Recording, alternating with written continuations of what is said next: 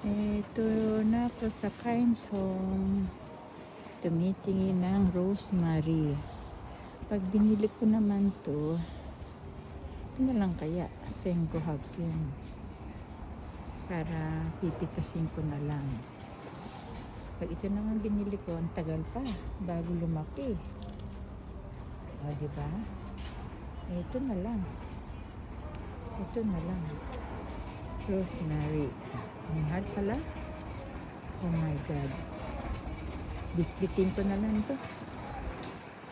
Okay.